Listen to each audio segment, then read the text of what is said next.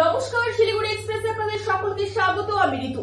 গোপন সূত্রের খবরের ভিত্তিতে অভিযান চালিয়ে একটি আগ্নেয়াস্ত্র ও কার্তুজ সহ এক দুষ্কৃতীকে গ্রেফতার করল প্রধাননগর থানার পুলিশ। ধৃত যুবকের নাম দাওয়া তামাং। সে সিকিমের গ্যাংটকের বাসিন্দা। পুলিশ সূত্রে জানা গিয়েছে, শুক্রবার রাতে শিলিগুড়ি তেনজিং রোডে বাস টার্মিনাসের পেছনে রাস্তায় এক অচেনা তরুণকে সন্দেহজনকভাবে ঘোরাঘুরি করতে দেখা যায় বলে খবর আসে পুলিশের কাছে। এরপরই প্রধাননগর থানার একটি টিম সেখানে পৌঁছে অভিযান চালায়। অভিযানের সময় যুবককে আটক করে জিজ্ঞাসাবাদ করলে তার কাছ থেকে একটি আগ্নেয়াস্ত্র ও কার্তুজ উদ্ধার হয়। ধৃত দাওয়া তামাং অস্ত্র নিয়ে এলাকায় কি করছিল এবং তা তদন্ত করে দেখছে পুলিশ। প্রাথমিকভাবে অনুমান সে হয়তো অপরাধমূলক কাজের উদ্দেশ্যে বা বিক্রির জন্য আগ্নেয়াস্ত্র বহন করেছিল।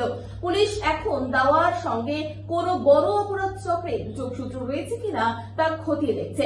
আজ ধৃতকে শিলিগুড়ি আদালতে পেশ করা হয়। এই ঘটনার জেরে শিলিগুড়ির নিরাপত্তা ব্যবস্থা ও আন্তঃরাজ্য অপরাধ প্রবণতা নিয়ে নতুন করে প্রশ্ন উঠছে।